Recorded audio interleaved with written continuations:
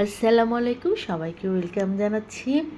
ছোলা কচু রান্না করব এখন। এর জন্য ছোলা কচুটাকে কেটে ভাপ দিয়ে নিচ্ছি একটু লবণ দিয়ে। একটু হাত চুলকায়নি কাটার সময়, ধোয়ার সময় জাস্ট হালকা একটু একটু মনে হয়েছে। তো এই যে প্রথমে ভাপ দিয়ে একটু পানিটাকে ফেলে দিয়েছি, শুধু লবণ দিয়ে একটু পানি দিয়ে ভাপ দিয়েছিলাম। আর এমনি তো কচুতে তো অনেক পানি ওঠে।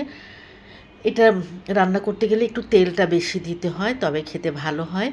তেলটা একটু পরিমাণ মতন দিয়েছি। ফোড়নের জন্য দিয়েছি শুকনা মরিচ আর তেজপাতা। নাড়াচাড়া দিয়ে তারপরে আমার চিংড়ি মাছটা বড় ছিল, ছোট চিংড়ি মাছ বাসায় ছিল না। পরে চিংড়ি মাছটাকে ছোটো ছোটো করে কেটে নিয়েছি। তারপরে পেঁয়াজ, আদা, রসুন, সরিষা, কাঁচামরিচ এগুলো সব একসাথে গ্রাইন্ডারে করে নিয়ে কষাচ্ছি। কাঁচামরিচ দিয়ে রান্না করেছি, এটা আমি কখনোই শুকনো মরিচ দিয়ে রান্না করি না, কাঁচামরিচ দিয়ে করলেই ভালো লাগে। আর তারপরে নারকেলটা একটু বেটে নিয়েছিলাম, নারকেল বাটাও দিয়েছি।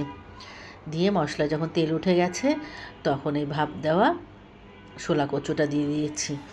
এটা কালো কালো টাইপের ছিল। এই কচুটা খেতে ভালো লাগে, একটু একটু মিষ্টি মিষ্টি লাগে।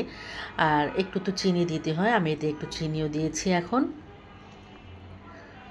বেশ নাড়াচাড়া করে এটাকে একদম পোড়া শুকায় নিতে হবে। একসময় আমাদের অনেক খাওয়া হতো, এখন আনা হয় না তো। আর আপনাদের ভাইয়াও তেমন পছন্দ করে না এই যে একা একা খাবো, এই জন্য। কিন্তু তারপরও বছরে তো যে সময় ওঠে, এখন তো এটার সিজন, এক দুইবার খাওয়া হয়।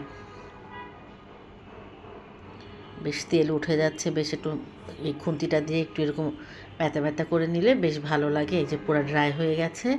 এটা খেয়ে দেখলাম তখন একটু, আমার তো আবার অভ্যাস একটু তরকারি যেটাই রান্না করি না কেন একটু লবণ দিয়ে দেখি, যে পরে খাওয়ার সময় অসুবিধা হওয়াতে আগে দেখে নেওয়াই ভালো। অনেক মজা হয়েছে। সবাই ভালো থাকবেন। আল্লাহ হাফেজ।